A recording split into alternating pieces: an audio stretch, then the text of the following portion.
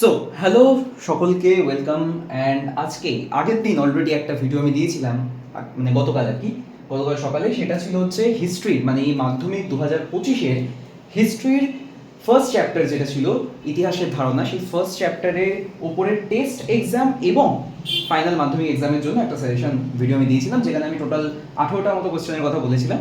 And আজকে হিস্ট্রির আমাদের second chapter, হিস্ট্রির second chapter সংস্কার বৈশিষ্ট্য পর্যালোচনা, মার্কস 2 এর উপরে বেশ কিছু কোশ্চেন নিয়ে এসেছি। এইগুলো ছাড়া আরও আছে। তো আজকে হিস্ট্রি সাজেশন, যে আমাদের মাধ্যমিক 2025-এর, মাধ্যমিক 2025-এর আমাদের হিস্ট্রির ফাইনাল সাজেশন যেটা আছে, হিস্ট্রির ফাইনাল সাজেশনের আজকে হচ্ছে পার্ট 2। ওকে, মানে সেকেন্ড চ্যাপ্টার। তো এখানে কিছু প্রশ্ন আছে লেখা, বলে দিই। যেমন এই কোশ্চেনটা খুব ইম্পর্টেন্ট, কে কবে ফোর্ট উইলিয়াম কলেজ প্রতিষ্ঠা করে? খুব ইম্পর্টেন্ট। কে কবে ফোর্ট উইলিয়াম কলেজ প্রতিষ্ঠা করে, খুব ইম্পর্টেন্ট একটা কোশ্চেন।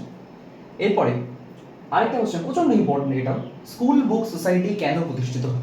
ওকে, এগুলো সব কিন্তু 2 মার্কসের। হ্যাঁ, তারপর মেকলে মিনিট কি, এটাও প্রচন্ড ইম্পর্টেন্ট, বাদ দেওয়া যাবে না, পড়তেই হবে এগুলো। লর্ড হার্ডিঞ্জের শিক্ষা বিষয়ক নির্দেশনামা গুরুত্বপূর্ণ কেন? এটাও ইম্পর্টেন্ট প্রচন্ড। ওকে, ভারতের পাশ্চাত্য শিক্ষা বিস্তারে খ্রিস্টান মিশনারিদের উদ্দেশ্য কি ছিল? প্রচন্ড ইম্পর্টেন্ট। নব্যবঙ্গ গোষ্ঠী কাদের বলা হতো? এটাও ইম্পর্টেন্ট, এখান থেকে বাদ দেওয়ার মতো নেই। সিলেক্ট, বেশ কিছু কোয়েশ্চেন সিলেক্ট করেছে যেগুলো পরীক্ষায় আসবে, এরকম মানে এগুলোর মধ্যে দেখে আসবে, এরকম একটা ব্যাপার রয়েছে। ডেভিড হেয়ার কেন বিখ্যাত? অবশ্যই ইম্পর্টেন্ট। নারী শিক্ষা বিস্তারে রাধাকান্ত দেবের ভূমিকা লেখো, মোটামুটি দেখে রাখবে। উডের ডিসপ্যাচ কি, ভীষণ ইম্পর্টেন্ট। মানে এখানে একটা বাদে সবকটাই ইম্পর্টেন্ট, প্রচন্ড বলে দিলাম, কারণ কি সত্যিই সবকটা ইম্পর্টেন্ট আছে এখানে। ঠিক আছে, সো চলো তোমরা নোট করে নাও, বাস নোট করে নাও বা স্ক্রিনশট করে নাও, এর পরের পার্টে আমি যাবো। Take 10 to 12 seconds.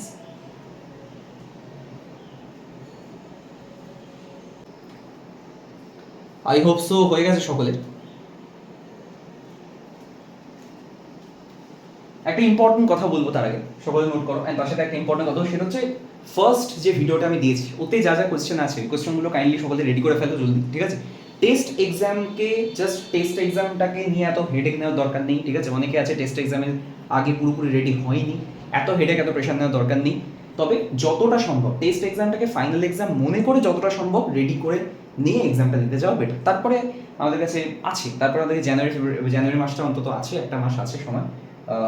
ডিসেম্বরে কটা দিন পাওয়া যাবে, 1.5 মাস মতো সময় পাবো আমরা একটু রেডি হওয়ার জন্য। ঠিক আছে, তো আপাতত টেস্টে আমি বলবো না যে একদম গা হেলিয়ে দিতে, যতটা সম্ভব রেডি হয়ে নিতে। ঠিক আছে, তো আসলে লেখা হয়ে গেছে এগুলো, তো চলো আমরা নেক্সট পেজে যাই।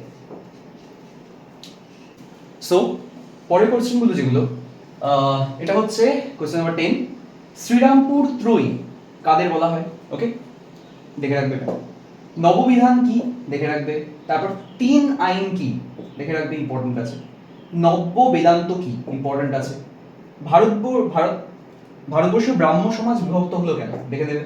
প্রাচ্য পাশ্চাত্যবাদী দ্বন্দ্ব কি, দেখে নেবে। ঠিক আছে, ইম্পর্টেন্ট আছে। যেগুলো আমি স্টার দিচ্ছি ওগুলো বেশি ইম্পর্টেন্ট। আমি প্রচুর কোশ্চেন আছে, পুরো একটা চ্যাপ্টারে তো প্রায় 50-60টার উপরে কোশ্চেন বলা যেতে পারে, কিন্তু যেগুলো ইম্পর্টেন্ট, যেগুলো বোর্ডে রাখছি, সেগুলো পড়তে হবে সবকটাই। অ্যান্ড আমি আমার দিক থেকে পার্টিকুলার স্টারগুলো বেশি ইম্পর্টেন্ট বলছি, আর বাকিগুলো তো অবশ্যই পড়বে। ওকে, তো এগুলো 2 মার্কসের টোটাল, 2 মার্কসের টোটাল আমি 15টা কোশ্চেন বললাম চ্যাপ্টার 2 থেকে। চলো এটা নোট করে না। এরপরে 4 মার্কসের কোশ্চেনগুলো এবার আমি বলবো। কি বলবো? 4 মার্কসের কোশ্চেনগুলো। এরপরে 4 মার্কসের টোটাল আমি 10টা কোশ্চেন রেখেছি, মানে এই চ্যাপ্টার থেকে টোটাল এই 15টা, 2 মার্কসের 15টা, এবং অ্যাকচুয়ালি 4 মার্কসের 10টা কোশ্চেন আমি রাখতাম না। এর কারণ হচ্ছে, যদি মাধ্যমিকের পার্সপেক্টিভে দেখি তাহলে 3টে থেকে 4টে করলেই হবে, কিন্তু টেস্টের পার্সপেক্টিভে আমি 10টা রেখেছি। টেস্টে যেহেতু একটু ডিফিকাল্টি করতে পারে, সো দুটো, যেহেতু এখনো টেস্ট এক্সাম শুরু হয়নি কোথাও, তো তাই জন্য টেস্ট এক্সাম হয়ে গিয়ে থাকলে আমি 3টে বা 4টে বলতাম, বাট আমি 10টা বলবো। আমি বলেও দেবো যে কোনটা কোনটা এক্স্যাক্টলি মাধ্যমিকের জন্য আর কোনটা কোনটা টেস্টের জন্য আমি রেখেছি। ঠিক আছে, তো চলো এগুলো নোট করে নাও।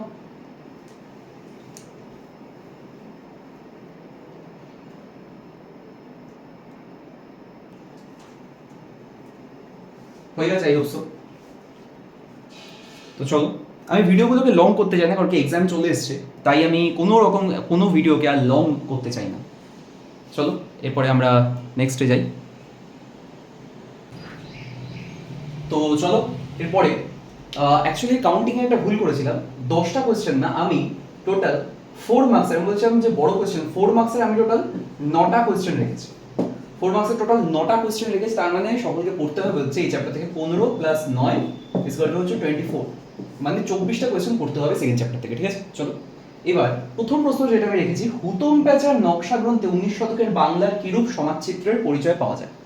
এই কোশ্চেনটা মাধ্যমিকের জন্য তো ইম্পর্টেন্ট আছে, টেস্টের জন্য স্পেশালি আমি কোশ্চেনটা রেখেছি। ওকে, আচ্ছা, নীল দর্পণ নাটক থেকে 19 শতকের বাংলার কিরূপ সমাজচিত্রের পরিচয় পাওয়া যায়। প্রথম কথা বুঝতে হবে সমাজ, এটা তো মাধ্যমিকের জন্য ডবল স্টার আমি দিচ্ছি, সমাজচিত্রের পরিচয়ের উপর কখনো দুটো কোশ্চেন তো আসতে পারে না। তো যদি এই দুটোর মধ্যে কম্পেয়ার করতে হয় আমি বলবো এইটা আসবে, কিন্তু এটাকে টেস্টের জন্য দিয়েছি, সুতরাং এটা টেস্টের জন্য নীল দর্পণ বা এটা আমি বলছি না টেস্টে স্কুল আনইম্পর্টেন্ট কোশ্চেনকে ফলো করবে এরকম একদমই নয়, কিন্তু আমি বলবো হুতম প্যাঁচার নকশা এই কোশ্চেনটা আমি টেস্টের জন্য স্পেশালি দিলাম। আর নীল দর্পণ নাটকটা তো অবশ্যই মাধ্যমিকের জন্য ইম্পর্টেন্ট আছে। ঠিক আছে, তো দুই নম্বর কোশ্চেন কিছু, নীল দর্পণ নাটক থেকে 19 শতকের বাংলার কিরূপ সমাজচিত্রের পরিচয় পাওয়া যায়। এবার শিক্ষা বিস্তারের প্রাচ্যবাদী ও পাশ্চাত্যবাদী বিতর্ককে এটা হালকা দেখে রাখতে বলবো আমি। ওকে, আসতে পারে। এবার শিক্ষার বিকাশে কলকাতা বিশ্ববিদ্যালয়ের ভূমিকা আলোচনা করো। প্রচন্ড ইম্পর্টেন্ট কোয়েশ্চেন। ক্যালকাটা ইউনিভার্সিটি যেটা আমাদের মানে বাংলার প্রথম বিশ্ববিদ্যালয় যেটা, তো সেক্ষেত্রে ক্যালকাটা ইউনিভার্সিটি কি ভূমিকা পালন করেছে, ঠিক আছে, শিক্ষার বিস্তারে বা শিক্ষার বিকাশে, তো সেটা করতে হবে। এদিকে লর্ড মেকলে কি এদেশে পাশ্চাত্য শিক্ষার প্রবর্তক বলা যায়, এটাকে এই কোয়েশ্চেনটাকে কিন্তু কনফিউশন আছে। এই কোয়েশ্চেনটা মানে ইম্পর্টেন্টও খুব একটা নয় বা আনইম্পর্টেন্টও খুব একটা নয়, বাট একটা মনে হয় যে আসবে আসবে না আসবে, 50-50 ম্যাটার আছে এই কোয়েশ্চেনটার সাথে। সব থেকে বেশি বলবো যে এই কোয়েশ্চেনটা দেখতে, এই 2 নম্বরটা আর হচ্ছে এই 4 নম্বরটা সব থেকে বেশি দেখতে বলবো। আমি ছাড়তে একদমই বলবো না, 9টা কোয়েশ্চেন 9টাই করতে বলবো, তবে 2 আর 4 একটা বেশি দেখতে বলবো। ঠিক আছে, তো চলো নোট করে নাও সকলে।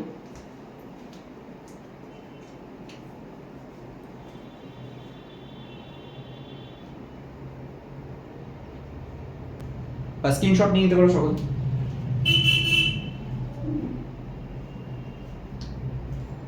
কেউ ভাবতে পারে হয়তো আমি লেখার সময় বেশি দিচ্ছি না, বাট আমি বারবার বলেছি যে ভিডিওগুলোকে এবার সাজেশন ভিডিও এগুলোকে আমি লং করতে চাই না, যত ছোট ভিডিও করা যায় তত ভালো, যাতে বেশি সময় না যায়। তবে ভিডিওগুলো শুধু দেখলেই হবে না, প্রিপেয়ারও করে নিতে হবে অ্যান্সারগুলোকে।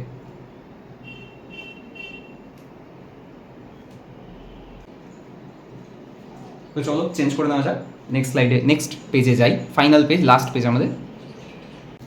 সো অ্যাট লাস্ট একটি কোশ্চেন, শিক্ষা বিস্তারে রাজা রামমোহন রায়ের ভূমিকা আলোচনা করো।